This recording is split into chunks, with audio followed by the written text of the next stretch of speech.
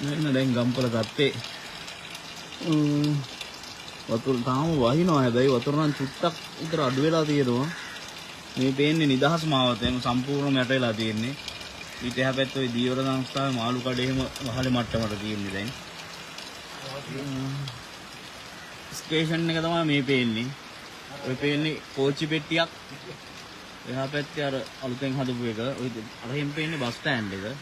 ඒ ටික ඔක්කොම යට වෙලා මේ සීත එක හරිය මේ අර මේ හරිය ඩයලොග් එක ඉස්සරහාර මැදරට හાર્ඩ් යාරේ කියන හරිය මේ සම්පූර්ණ මේ හරිය නම් අඩි 25ක් විතර යට වෙලා මම හිතන්නේ මේ පැත්තේ ගෙවල් වල මිනිස්සුන්ට මොනවා වෙලාද කියලා හිතා ගන්න බෑ මේ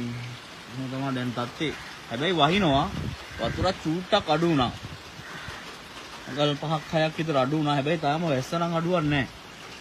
කොහොම වෙයිද මොනවා වෙයිද හිතා ගන්න බෑ කොහොම වුණත් ගම්පල පැත්තට නම් එන්න හිතන්නවත් එපා ඉන්න මිනිස් පරිස්සමින් ඉන්න ගෙවල් වලට දැන්තරම් මෙහෙට කිසිම බෝට්ටුවක්වත් දුවත් තාම නම් ඇවිල්ලා නැහැ. ඕක තමයි දැන් ගම්පල තත්ත්වේ. ගම්පල ටවුන් එකවට තත්ත්වේ මේක තමයි දැන්.